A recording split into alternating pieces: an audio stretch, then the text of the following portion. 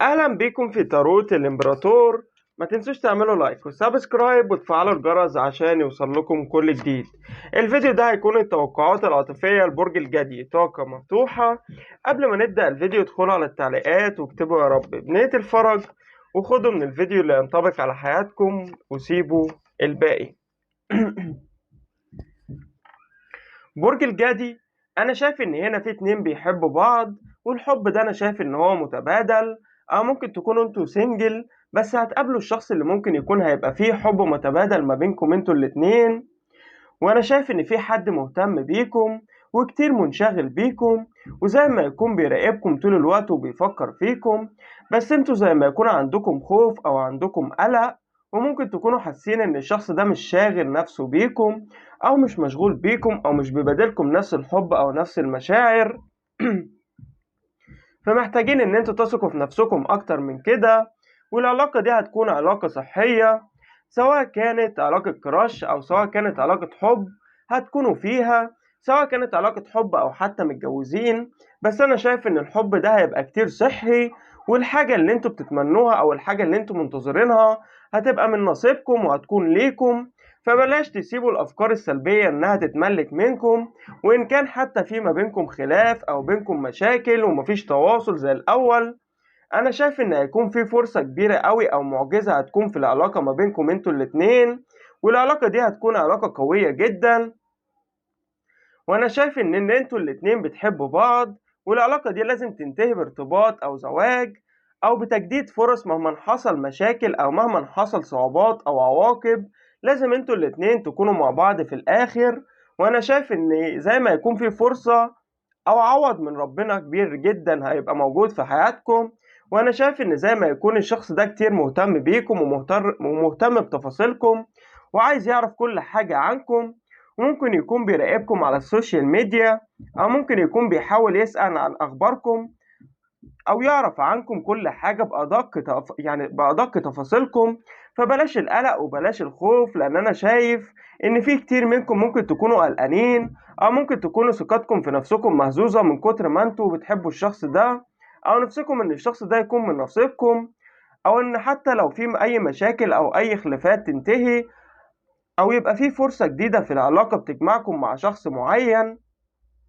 وانا شايف ان انتوا كتير متوترين وكتير قلقانين، وانا شايف ان مفيش داعي لكل القلق ده، لان زي ما قلت لكم في فرصة حلوة جدا جاية في الطريق، ما تضيعوهاش من ايديكم. وانا قلت لكم الحاجة اللي انتوا منتظرينها هتبقى من نصيبكم، او خلاص هي جاية لكم.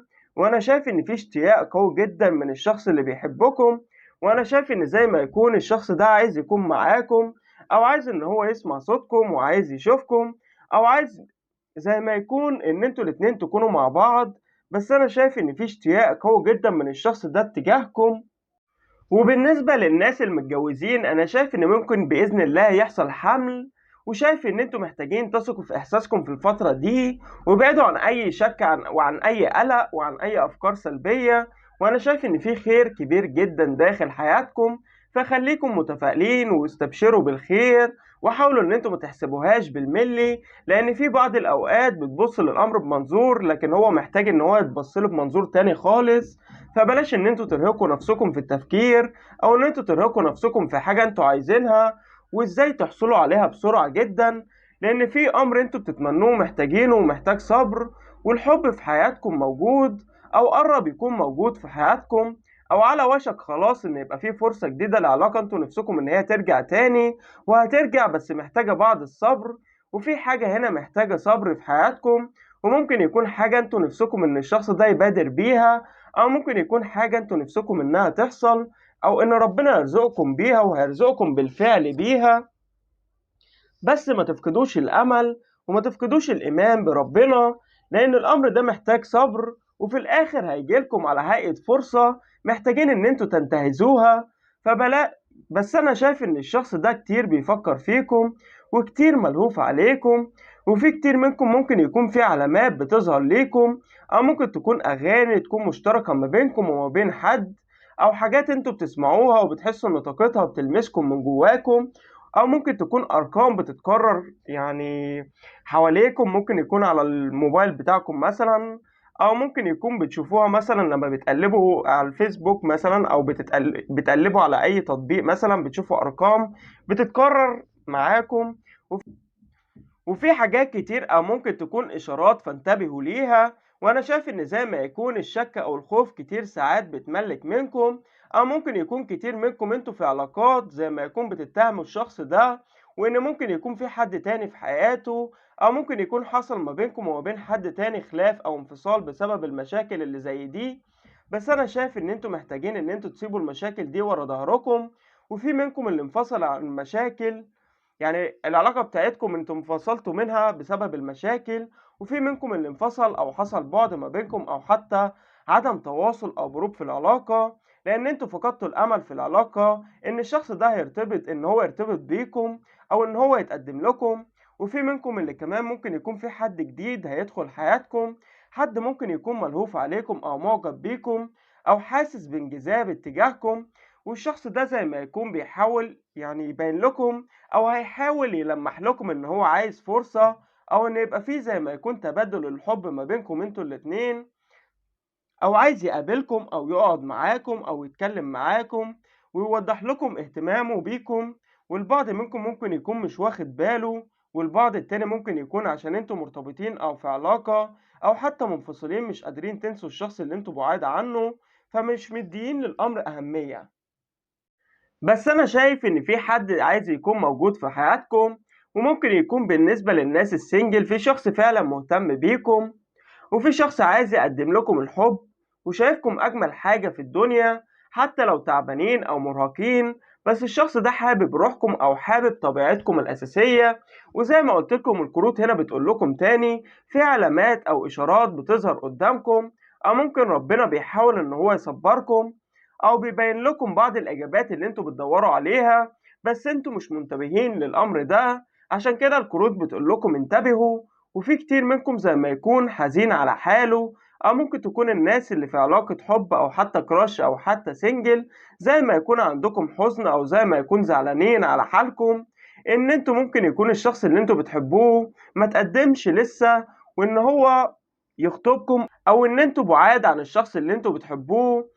بلاش تسمعوا آراء الناس اللي حواليكم اللي انتوا بتتكلموا معاهم في أموركم الشخصية، بالذات الناس اللي هي ممكن تكونوا حاسين ان هي أقرب ما ليكم، لأن ممكن يكونوا بيدوكم نصايح أو بيصدروا لكم طاقة بتحسسكم ان انتوا محبطين أو بتحسسكم بالاكتئاب أو بتتعبكم نفسيا. فحاولوا ان انتوا تتكلموا أكتر أو تلجأوا أكتر لربنا وتاخدوا وتدوا مع ربنا وهو هيسمعكم. لكن بلاش نصايح او الكلام اللي بيجيلكم من الناس اللي حواليكم، لان كتير بيأثر عليكم حتى لو انتوا بتحسوا ان انتوا اقوياء، او ان انتوا دي مجرد نصيحة وممكن اخد بيها او لأ، لكن هي بتأثر عليكم وبتديكم طاقة سلبية، وفي الاخر بتخليكم تعبانين او بتخليكم في وضع في وضع اكتئاب. وانا شايف ان انتوا لازم تبعدوا عن الافكار السلبية او اي حاجة تأثر عليكم بطريقة سلبية، لانها هتأثر على كل اللي جاي في حياتكم بطريقة سلبية. فحاولوا ان انتوا تجددوا طاقتكم وتخليكم ايجابيين عشان تجذبوا كل ما هو ايجابي في حياتكم. وانا شايف ان لو مفيش توازن في حياتكم في الفترة الحالية، انا شايف ان التوازن هيرجع لحياتكم من تاني، وهيكون في استقرار في حياتكم، وهيكون في فرحة بإذن الله، وفي فرصة هتجيلكم هتخليكم في قمة السعادة. فبلاش ان انتوا تفقدوها وركزوا على حياتكم، لان انا شايف ان في بداية جديدة هتكون موجودة في حياتكم. ولو انتم منفصلين مع شريك حياتكم، انا شايف ان هيكون في رجوع باذن الله خلال الفترة اللي جاية. فبلاش ان انتوا تفقدوا الامل، وبلاش ان انتوا تتعبوا، وخلي عندكم ايمان بربنا وخلي عندكم امل ان بكرة افضل باذن الله. ولو عجبتكم القراءة ما تنسوش ان انتوا تعملوا لايك للفيديو واشتراك في القناة عشان يوصل لكم كل جديد. وما تنسوش ان انتوا تكتبوا يا رب في التعليقات بنية الفرج عشان تستقبلوا طاقة الفيديو.